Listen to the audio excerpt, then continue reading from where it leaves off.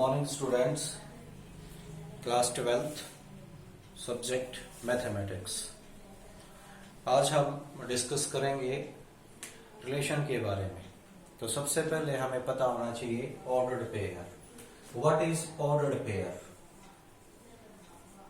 Ordered pair क्या होता है? यहाँ पर टू वर्ड्स यूज हुए हमारे। पहला वर्ड है ऑर्डर्ड और दूसरा वर्ड है पेयर। तो ऑर्डर्ड का मीनिंग क्या होता है? ऑर्डर्ड और पेयर। पेयर से तो बेटा आप समझते हो कि पेयर में कितनी ऑब्जेक्ट होती हैं? Two objects. तो पेयर का मीनिंग क्या है? Two objects. और ऑर्डर्ड का मीनिंग क्या होता है? ऑर्डर्ड का मीनिंग होता है कोई रूल है या पैटर्न है या कोई भी मेथड है, तो उसको हम क्या बोलते हैं? ऑर्डर्ड। तो यहाँ पर ऑर्डर्ड पेयर आप 11th क्लास में भी आप मोस्टली पढ़ चुके हो इसको। तो मैं एक बार दोबारा से, फिर 12th क्लास में ये टॉपिक है आपका, मैं दोबारा से इसको बता रहा हूं। तो ऑर्डर्ड पेयर में हमारे पास दो टू वर्ड्स हैं, ऑर्डर्ड प्लस पेयर। ऑर्डर्ड का मीनिंग होता है कि कोई भी रूल है, पैटर्न है या मेथड है, और पेयर का मीनिंग आप समझते हो टू ऑब्जेक्ट। लेकिन यहाँ पर ऑर्डर्ड पेयर क्या मतलब है? ऑर्डर्ड पेयर का यहाँ पर a pair of x and y, a pair of x and y are written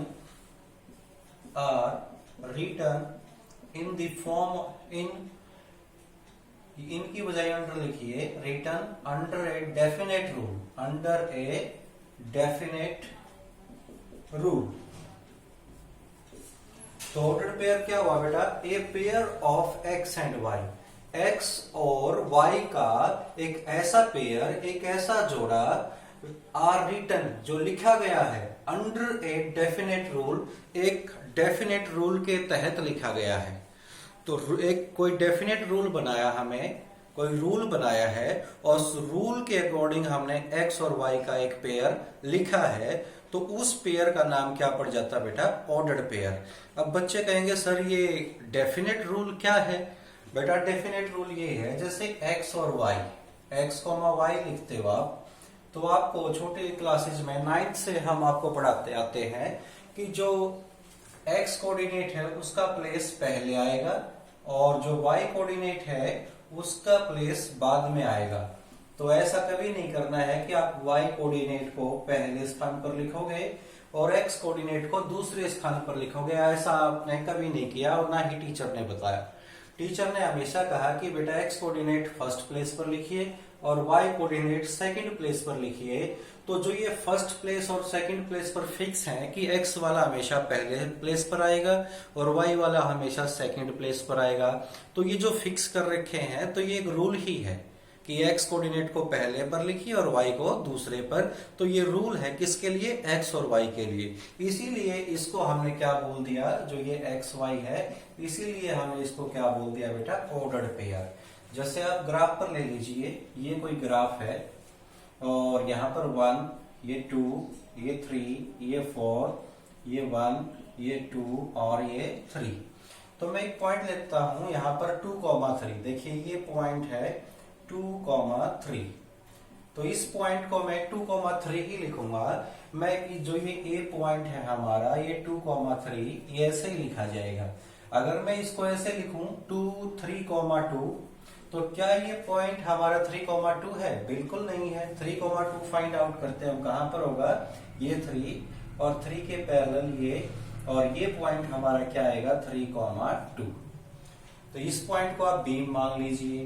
तो 2,3 और 3,2, देखो डिजिट तो वही आए हैं, 2 और 3, लेकिन क्या ये सेम है? नहीं सेम है। क्यों सेम नहीं है? क्योंकि ये एक डेफिनेट रूल के तहत लिखे गए हैं। यहाँ पर x की वैल्यू क्या है? 3 और यहाँ पर y की वैल्यू 2, और ये पॉइंट में x की वैल्यू 2 और y की वैल्यू 3। तो हम ऐसा नहीं बोल सकते, कैसा? कि जो A पॉइंट है और जो ये B पॉइंट है 3,2, ये इक्वल होंगे। ये बिल्कुल भी इक्वल नहीं होंगे। क्यों? क्योंकि ये देखिए यहाँ पर x की वैल्यू 2 है, तो दूसरे पॉइंट में x की वैल्यू 3 है। तो ये इक्वल कब हो सकते हैं? जब हमारा कोई 2,3 पॉइंट क्या हो 2,3 के ही इक्वल हो तभी इक्वल हो सकते हैं। यानी फर्स्ट कंपोनेंट के इक्वल हो। आप फर्स्ट कंपोनेंट बोलिए या एक्स कोऑर्डिनेट बोलिए और वाई कोऑर्डिनेट के इक्वल हो तभी ये इक्वल हो सकते हैं। इसीलिए हम लिखते हैं कि x, y is not equal to y, x कभी इक्वल नहीं होते। फर्स्ट पॉइंट लिखते हैं। और सेकंड पॉइंट में जब हम लिखते हैं कि x, y, x के इक्वल कब होता है, व्हेन कब हो सकता है, जब x और y क्या हो इक्वल। कोई बच्चा कहेगा सर x और y इक्वल हो, हाँ बेटा दोनों। जैसे आप एग्जांपल लीजिए, जैसे 5,5 है, इसको आप इस पिछले वाले 5 को पहले लिख दो और जो पहला वाला 5 है इसको पीछे लिख दो, तो कुछ फर्क पड़ेगा? नहीं पड़ेगा। तो दोनों इक्वल आएंगे। क्यों? क्योंकि यहाँ पर x भी क्या है 5 और y भी क्या है 5। तो ये हमने ऑर्डर्ड पेयर के बारे में समझा कि ऑर्डर्ड पेयर क्या होता है। तो कोई एक ऐसा पेयर जिसको हम किसी रूल के तहत लिखते हैं, रूल के अंडर लिखते हैं, तो उस पेयर को ऑर्डर्ड पेयर बोलते हैं। उसका फर्स्ट प्लेस हमेशा एक्स कोऑर्डिनेट होगा और सेकंड प्लेस हमेशा वाई कोऑर्डिनेट होगा। तो यहाँ पर हम ज्योमेट्री की बात नहीं करें तो जो फर्स्ट हमारा होगा, फर्स्ट प्लेस पर जो आया है वो हमारा किससे आएगा, पहले सेट से, और जो सेकंड प्लेस पर जो आया है वो हमारा किससे आएगा, सेकंड सेट से। तो यहाँ पर ज्योमेट्री को हटाकर हम सेट थ्योरी को लेकर आए, तो जो हमारा फर्स्ट कंपोनेंट है वो फर्स्ट सेट से आएगा और सेकंड कंपोनेंट सेकंड सेट से आएगा। अब ये सेट के बारे में मैं आपको अभी बताता हूं।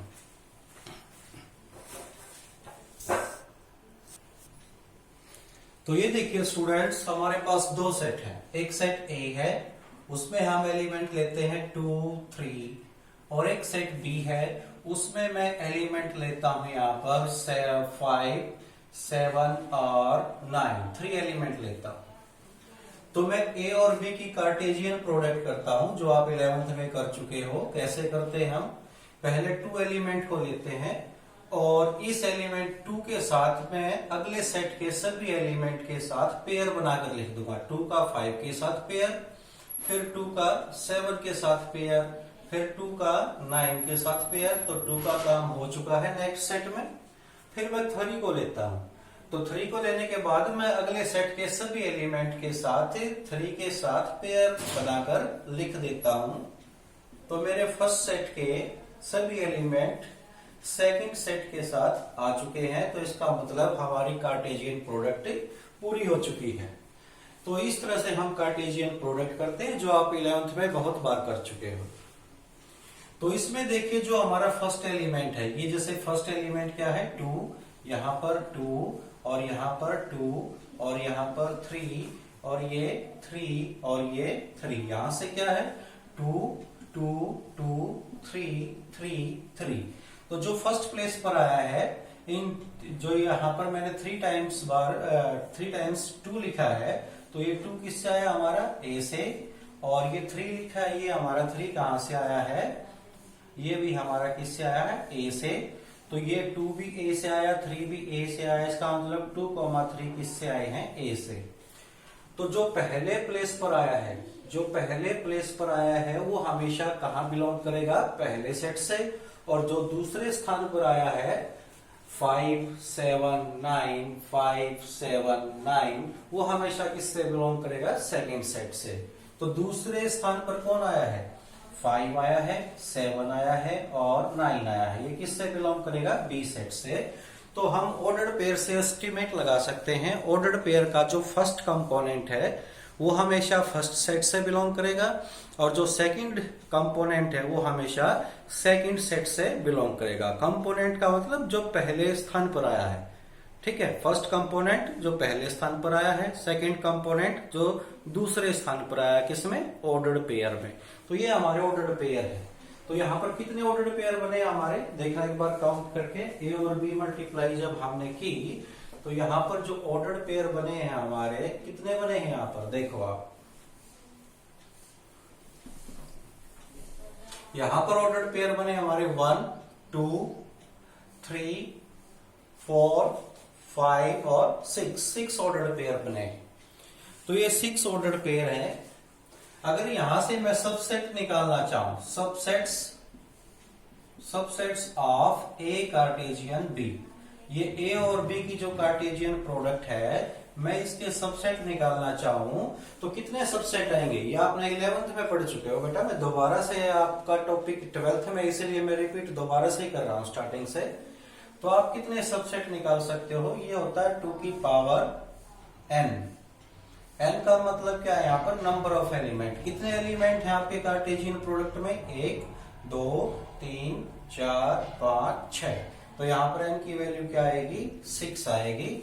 तो क्या हो जाएगा? 2 multiply 2 multiply 2 multiply 2 multiply 2 multiply 2, 6 time multiply.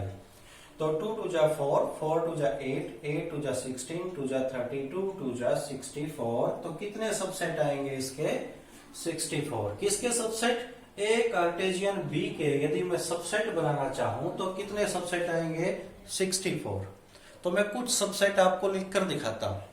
सबसे पहले तो मैं लिखता हूं नंबर फर्स्ट, एम्प्टी, क्योंकि एम्प्टी जो सेट होता है वो सभी का सबसेट होता है।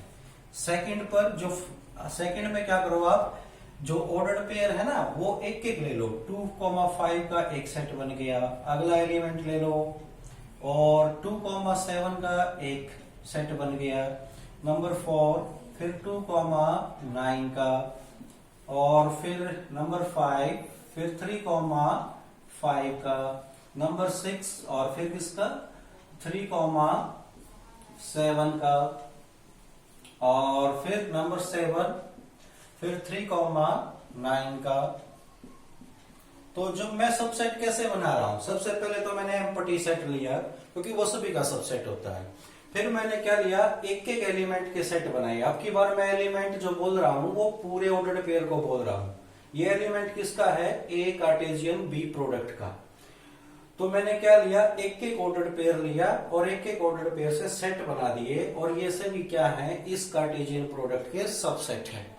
तो एक एक से बना दिए मैंने। अब मैं दो दो लूंगा। अब मैं दो दो ऑर्डर्ड पेयर लूंगा। नंबर 8 मैंने लिया इस 2,5 के साथ, 2,5 के साथ ये ऑर्डर्ड पेयर ले लिया 2,7। अभी 2,5 को मैं छोड़ूंगा नहीं, क्योंकि सभी के साथ लिखूंगा। फिर 2,5 को किसके साथ ले लो? 2,9 के साथ। फिर आप 2,5 को किसके साथ ले लो? 2,5 को ले लो फिर 3,5 के साथ। तो इस तरह से हम कितने सबसेट बनेंगे? अभी तो मैंने 10 की लिखे हैं बेटा, यहाँ पर देखिए कितने सबसेट बनेंगे? 64। तो 64 को लिखते लिखते बहुत ज्यादा टाइम लग जाएगा। पहले तो हमने एक एक ऑर्डर्ड पेयर लेकर सबसेट बनाए, फिर हमने दो दो ऑर्डर्ड पेयर लेकर सबसेट बनाए, फिर अगली बार हम तीन तीन ऑर्डर्ड पेयर लेकर सबसेट बनाएंगे, फिर हम चार चार ऑर्डर्ड पेयर लेकर सबसेट बनाएंगे, फिर हम पांच पांच ऑर्डर्ड पेयर लेकर सबसेट बनाएंगे, और फिर हम 6 ऑर्डर्ड पेयर लेंगे ना, तो इसमें टोटल 6 है। 1 2 3 4 5 6।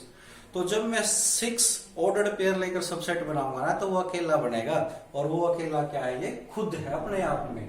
तो जो लास्ट वाला जो हमारा आएगा, यहाँ पर डॉट डॉट लगा देता हूं, तो लास्ट वाला जो 64th हमारा सबसेट आएगा वो ये खुद अपने आप होगा। 2,5 और 2,7 और 2,9 और 3,5 और 3,7 और 3,9। तो बेटा आपने कैसे बनाने हैं? अगर आप सबसेट बनाने भी लग जाओ, कोई ए और बी को छोटा सेट लेकर, तो पहले तो एम्प्टी सेट आएगा, उसके बाद आप एक एक ऑर्डर्ड पेयर उठाओ और सबसेट बना दो। फिर आप दो दो ऑर्डर्ड पेयर बनाओ, सबसेट बना दो। फिर आप तीन तीन ऑर्डर्ड पेयर उठाओ और सबसेट बना दो। तो जब आप जितने भी ऑर्डर्ड पेयर हैं आपके कार्टेशियन प्रोडक्ट में, जब सभी उठाओगे तो वो अकेला ही सेट बनेगा, और वो खुद अपने आप होगा। जैसे ये ए कार्टेशियन भी है ना, इसमें 6 ऑर्डर्ड पेयर है, तो मैं 6 के 6 लूंगा ना, तब 6 ऑर्डर्ड पेयर का एक ही सेट बनेगा, लास्ट वाला, वो ये खुद होगा। तो खुद होगा तो आपको ये पता है ना कि every set is subset of itself. प्रत्येक सेट खुद अपना सबसेट होता है, तो ये भी सबसेट है। ठीक है, तो ये जितने भी सबसेट हैं, जितने भी मैंने कितने बनाए हैं? 64। यहाँ पर 10 तक लिखकर मैंने डॉट डॉट लगा दी, तो बीच में इसका मतलब 10 के बाद 11, 12, 13 एंड सो ऑन, और लास्ट में कौन सा 64th सेट। तो ये जो 64th सेट आए है ना बेटा, ये सभी रिलेशन है। तो रिलेशन क्या होता है कि आप दो सेट लीजिए ए और बी, फिर आप दोनों की क्या कीजिए कार्टेजियन प्रोडक्ट, फिर उस कार्टेजियन प्रोडक्ट के क्या करिए सबसेट लिखिए, सभी जितने लिख सकते हो, और वो सभी सबसेट क्या कहलाएंगे, वो रिलेशन कहलाएंगे। तो यहीं से रिलेशन की डेफिनेशन बनी और ऐसे ही रिलेशन आया। तो रिलेशन की डेफिनेशन क्रैमिंग करने से पहले, रटने से पहले आप सीखिए कि रिलेशन क्या है। जब दो सेट हैं उनकी कार्टेजियन प्रोडक्ट की और उनकी कार्टेजियन प्रोडक्ट के जितने भी सबसेट आए वो सभी रिलेशन होते हैं, ये रिलेशन इसे बोलते हैं। तो मैं रिलेशन की अगर डेफिनेशन लिखना चाहूं यहाँ पर तो क्या लिखूंगा, मैं इसको एक बार रब कर देता हूं फिर लिखवाता हूं। तो देखिए बेटा, अब मैं रिलेशन की डेफिनेशन क्लियर करवाता हूं आपको। जैसे मैंने ये ए और बी टू सेट लिए हैं, दोबारा से लिए हैं। पीछे वाले जो हमारी ने डेफिनेशन बताई थी वहां पर मैंने आपको रिलेशन के बारे में बताया था और रिलेशन की डेफिनेशन ओरली बताई थी। अब हम उसको रिटर्न में लिखते हैं यहाँ पर। तो रिलेशन की डेफिनेशन क्या है, जैसे आपको रिलेशन चाहिए तो रिलेशन बेटा कोई भी इसका सबसेट बना लो। जो ए और बी की कार्टेशियन प्रोडक्ट है ना, इसका कोई भी सबसेट बना लो।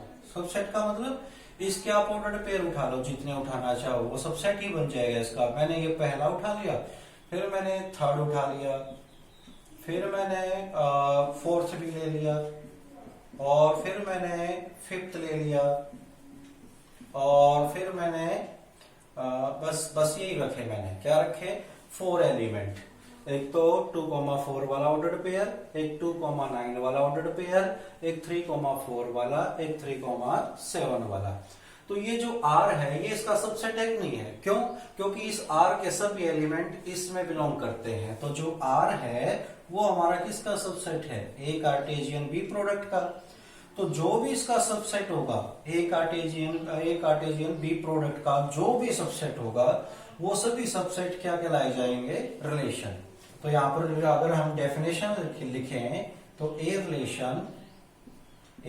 Relation R from the set A to the set B. अभी तक मैंने क्या लिखा है कि ए रिलेशन आर, एक रिलेशन है कोई भी आर, वो कहां से कहां तक है, from the set A set से टू द सेट बी, तो बी सेट तक है।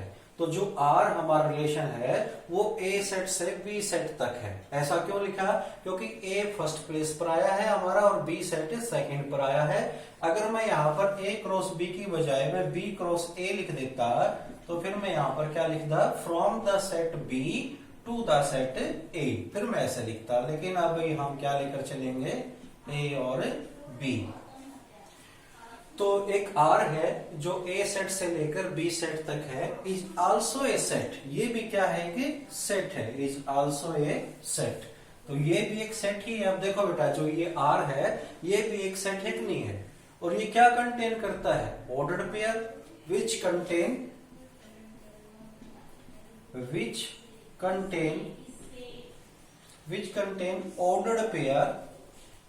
ऑर्डर्ड पेयर, ठीक है, जो ऑर्डर्ड पेयर को कंटेन करता है, एंड सबसेट ऑफ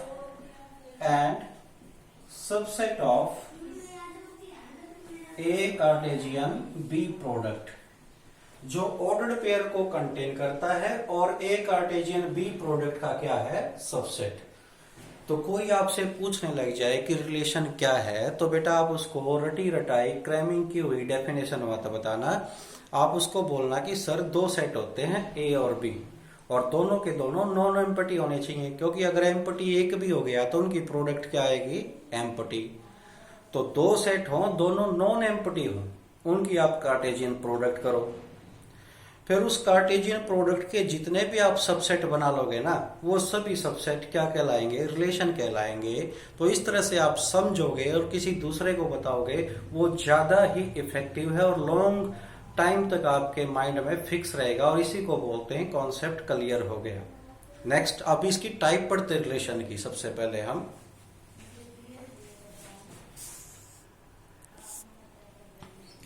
ये देखो बेटा, ये ए और बी दो सेट है, वही जो हमने अभी लिए थे पहले, और ये उनकी कार्टेशियन प्रोडक्ट है, और ये मैंने कोई आर ले लिया जो इसका सबसेट है।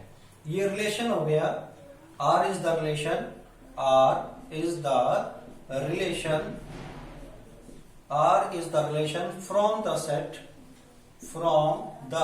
Set A to set A B.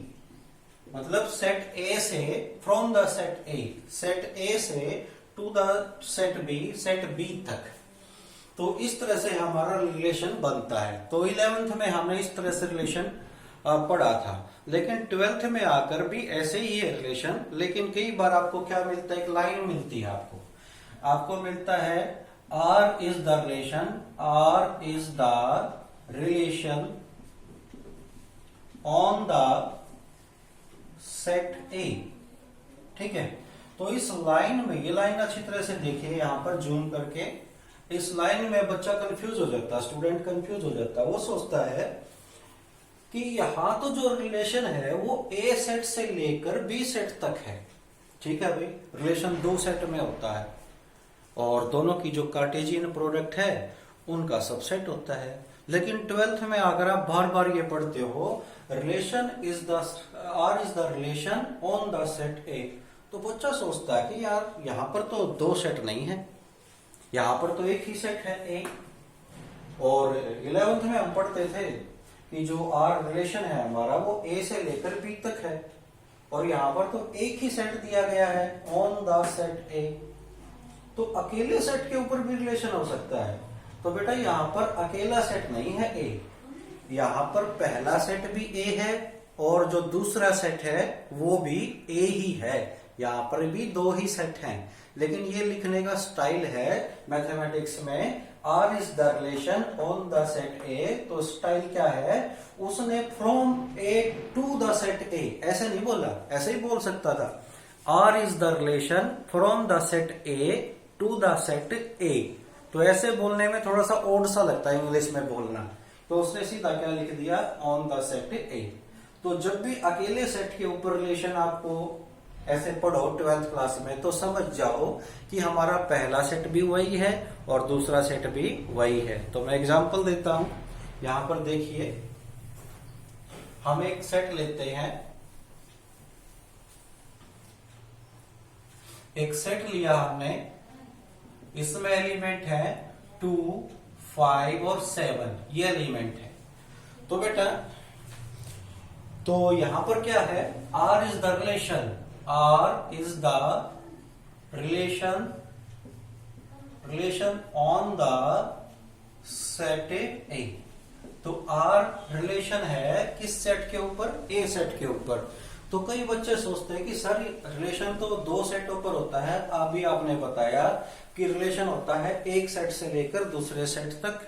तो बेटा यहाँ पर हमारा ए सेट के ऊपर दे रखा है, इसका मतलब है कि हमारा फर्स्ट सेट भी क्या है, ए 2, 5 और 7, और हमारा दूसरे वाला सेट भी ए ही है, यही एलिमेंट्स आएंगे 2, 5 और 7। और जब फिर आप ए की ए के साथ मल्टीप्लाई कीजिए, कार्टेशियन प्रोडक्ट कीजिए, तो आप 2 को लो और अगले एलिमेंट्स के साथ पेयर बनाकर लिख दो, 2,2 और 2,5 और 2,7। तो 2 का काम पूरा हो चुका है। फिर 5 को लीजिए और अगले सेट के प्रत्येक एलिमेंट के साथ ऑर्डर्ड पेयर बनाकर लिख दीजिए, 5,2, 5,5 और 5,7। फिर आप फर्स्ट सेट का थर्ड एलिमेंट लीजिए और अगले सेट के सभी एलिमेंट के साथ ऑर्डर्ड पेयर बनाकर लिख दीजिए। उधर जगह नहीं बची थी तो मैं इधर लिख रहा हूं। तो 7,2, 7,5 और 7,7।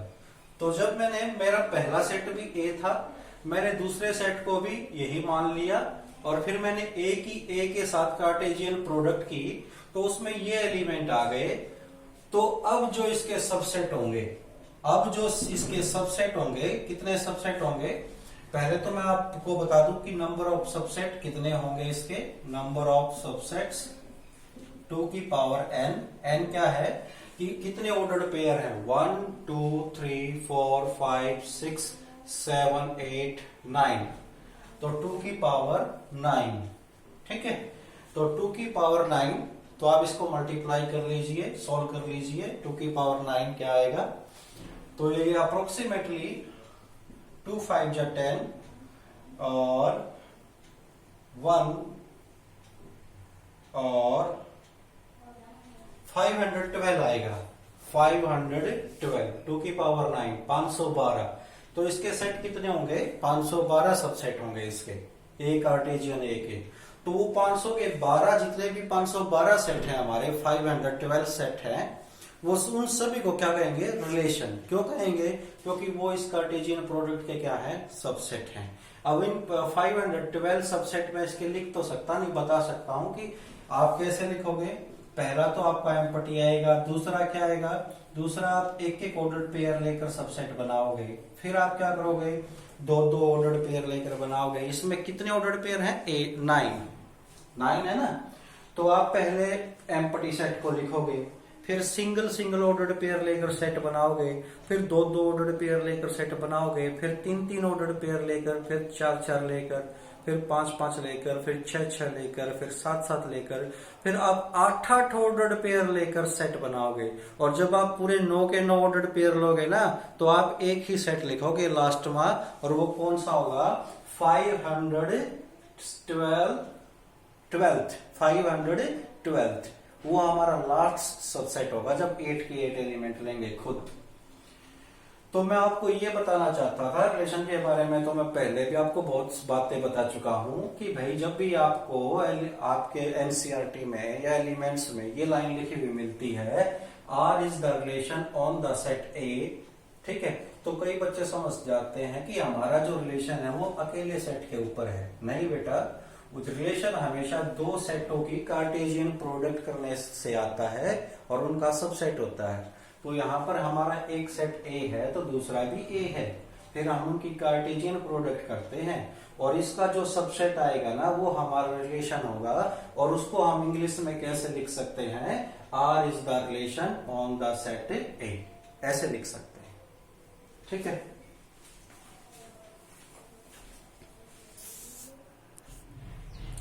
तो स्टूडेंट यहां पर हम सबसे पहले पढ़ते हैं रिफ्लेक्सिव रिलेशन।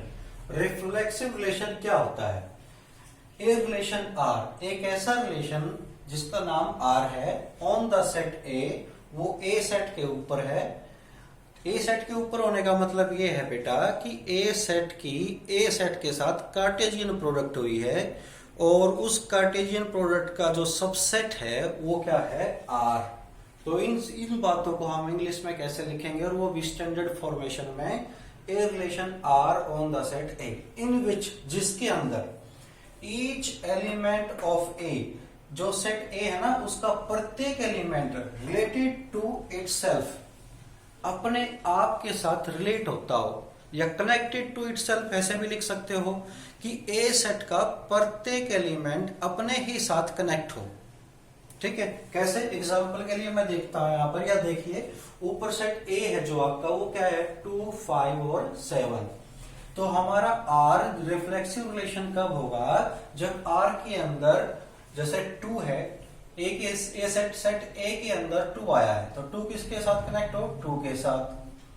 5 आया है तो 5 किसके साथ कनेक्ट हो, 5 के साथ। और 7 आया है और 7 किसके साथ कनेक्ट हो, 7 के साथ। तो ऐसा जरूर होना चाहिए। ये कहता कि ए का प्रत्येक एलिमेंट, एक एलिमेंट 2 है तो वो 2 अपने साथ कनेक्ट हो गया, 5 है तो 5 5 के साथ कनेक्ट हो गया, 7 है तो 7 7 के साथ कनेक्ट हो गया। तो ए का प्रत्येक एलिमेंट खुद अपने ही साथ कनेक्ट हो या रिलेटेड हो, तब उस रिलेशन को हम क्या बोलेंगे, रिफ्लेक्सिव रिलेशन। ठीक है, और ये देख लीजिए जो ये आर है ये इसका सबसेट है। देखो 2, 2 इसके अंदर है या नहीं है, ये रहा। अब 5, 5 इसके अंदर है या नहीं है, देखो ये रहा 5, 5। अब 7, 7 इसके अंदर है या नहीं है, देखो ये रहा है। ठीक है, लेकिन ये तो मैं इसलिए बता रहा हूं कि जो रिलेशन होता है ना वो हमेशा कार्टेशियन प्रोडक्ट का सबसेट होता है, लेकिन जो ओरिजिनल बात है वो हम सीख रहे हैं रिफ्लेक्सिव रिलेशन। तो रिफ्लेक्सिव रिलेशन किसको बोलेंगे? जो हमारा रिलेशन जिस भी सेट के ऊपर है तो उस सेट का प्रत्येक एलिमेंट खुद अपने साथ कनेक्ट होना चाहिए। अगर ये ऑर्डर्ड पेयर आपको मिलते हैं तो आप उसको रिफ्लेक्सिव बोलते हो, अगर नहीं मिलते हैं तो आप उसको रिफ्लेक्सिव नहीं बोल सकते। बाई चांस यहाँ पर एक भी हमारा, ये मान लीजिए यहाँ पर, जैसे यहाँ पर ये दो ही एलिमेंट होते हैं हमारे 2,2 और 5,5, तो हम इसको रिफ्लेक्सिव नहीं बोल सकते। क्यों? तो उसने बोला कि ईच एलिमेंट ऑफ ए का प्रत्येक एलिमेंट, तो प्रत्येक तो नहीं आया, 2 आ गया, 5 आ गया, तो कौन रह गया? 7 आ गया। तो ए का प्रत्येक एलिमेंट खुद अपने ही साथ कनेक्ट हो, ऐसा जरूर होना चाहिए। तो यहाँ पर 7 रह गया, तो अब हम यहाँ पर इसको रिफ्लेक्सिव नहीं बोल सकते। तो यहाँ पर हमें 7 होगा 7 लेकर ही आना पड़ेगा, तब हम इसको क्या बोलेंगे? रिफ्लेक्सिव। अब स्टूडेंट कहेंगे कि हाँ सर ये ठीक है कि सभी एलिमेंट आने चाहिए, जैसे 2 है तो 2,2 आना चाहिए, 5 है तो 5,5 आना चाहिए, 7 है तो 7,7 आना चाहिए, इसमें से कोई एलिमेंट बचना नहीं चाहिए। ये तो बात क्लियर हो गई। क्या एक्स्ट्रा आ सकते हैं? हाँ एक्स्ट्रा आ सकते हैं बेटा। कैसे? जैसे अगर मैं एक रिलेशन और लिखता हूं जिसके अंदर 2,2 और 5,5 और 7,7 और आपने दो ऑर्डर पेयर और कोई उठा लिए, जैसे ये उठा लिया 2,5, उठाने का मतलब है बेटा लिख लिए 2,5 और एक ये लिख लिया 7,5, तो दो ऑर्डर पेयर और लिख लिए। अब बच्चे कहेंगे सर अब ये रिफ्लेक्सिव है, तो बेटा अब भी रिफ्लेक्सिव है।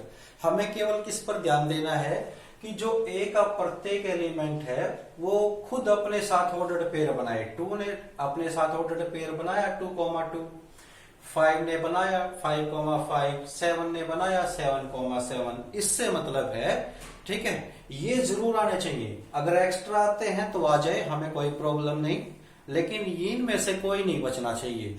ये तीनों के अगर 2 एलिमेंट है तो 2 ऑर्डर्ड पेयर आएंगे, यहाँ पर ए सेट में 3 एलिमेंट है तो 3 ऑर्डर्ड पेयर आ गए, तो ये तीनों आ चुके हैं। अगर एक्स्ट्रा कोई आया है ऑर्डर्ड पेयर, उससे हमें कोई मतलब नहीं, आ गया तब भी ठीक और नहीं आया तब भी ठीक, ये जरूर आने चाहिए, तब उसको हम क्या कहेंगे? Reflexive relation. तो हमारा ये जो ऊपर वाला आ रहा है ये भी रिफ्लेक्सिव है और ये भी क्या है? रिफ्लेक्सिव। तो मैं यहाँ पर स्टेटमेंट के साथ साथ एग्जाम्पल लेकर भी आपको समझा रहा हूं। अब हम सेकंड पढ़ेंगे। तो बेटा नेक्स्ट जो हमारा सेकंड है वो है सिमेट्रिक रिलेशन। सिमेट्रिक रिलेशन क्या होता है? तो a relation R on the set A is symmetric